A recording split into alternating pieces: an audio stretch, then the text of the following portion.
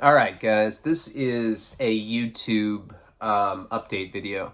I rarely do these days. I was looking through some comments and I was seeing that people were upset that have been supporting me long term because I'm putting up content less frequently on YouTube, and they feel like I kind of sold out, went to the Patreon platform, and kind of forgot about my original base on YouTube.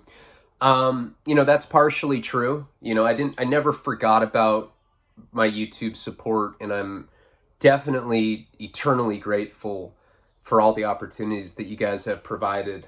Got to a point where I had to figure out a way where I could support myself, and YouTube partially monetizes me.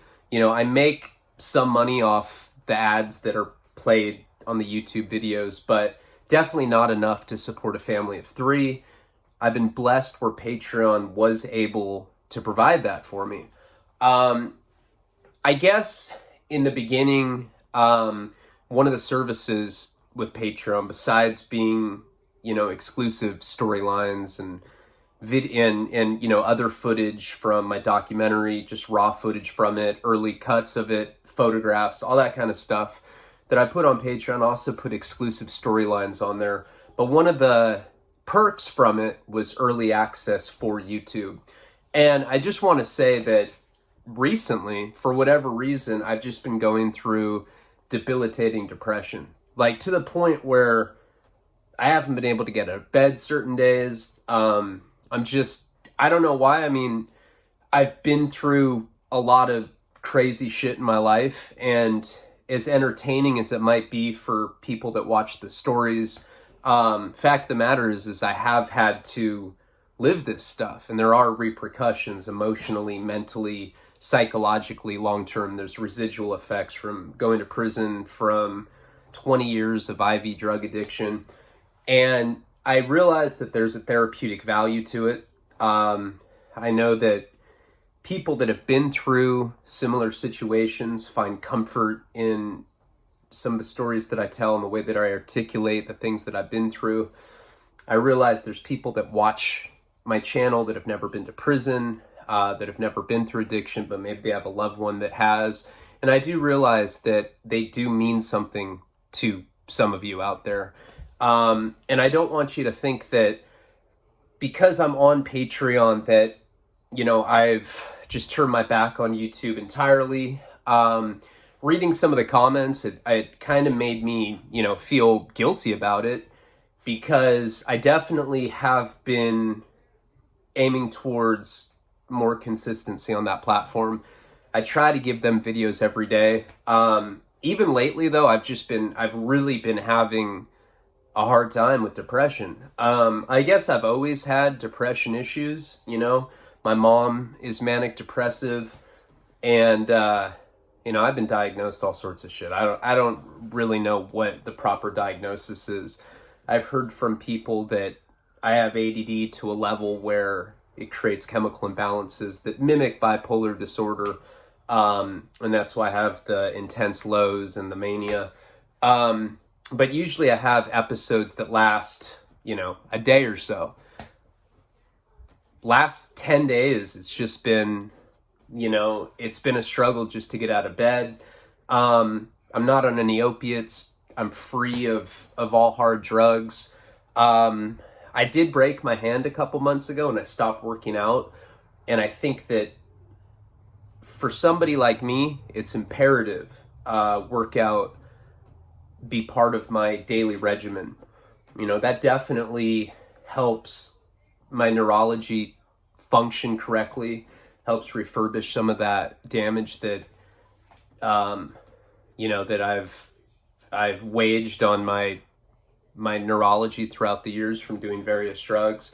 Another thing that I've been going through lately is, we're on the home stretch of the documentary. I've been putting a lot of cuts on Patreon and also the raw footage like I talked about. And I have to look back at my life before I was an addict, before I started going to prison, back when I was just a normal kid. And when you are a drug addict, you come up with these ways to have faux rationalizations, and you justify your behavior, and you try to suppress memories of the person you were before all that. I think that in a lot of ways, the documentary has made me face the person that I was, and it's just been really difficult. You know, I'm having to like really dissect my life, and it's had a pretty powerful effect on me. I'd say that if I can survive it, it'll probably be long-term positive benefit to what I'm doing, and hopefully some of the lessons that I've learned from making that film will help other people as well. I think that it would be a shame if my entire life was a train wreck, and I had all this footage to document, and I had all these talented people to work with.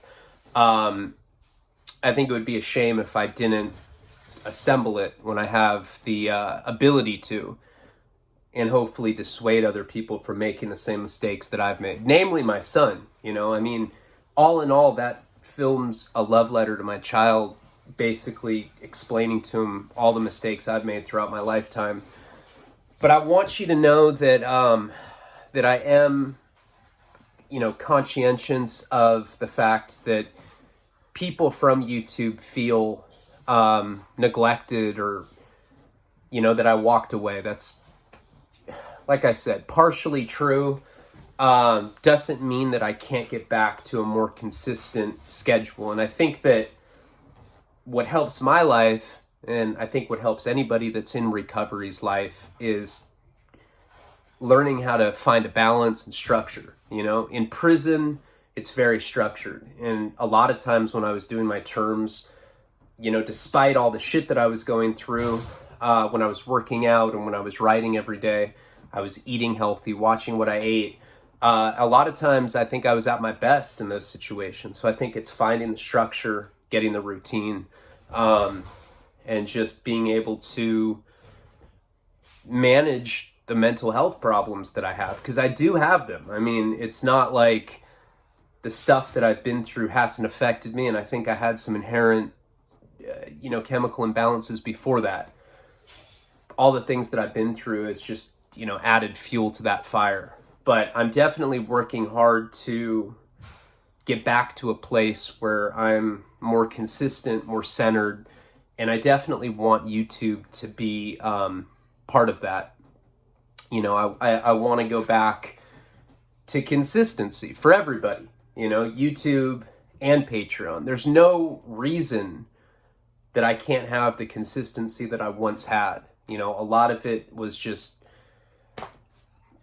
trying to juggle a lot of different things and losing balance.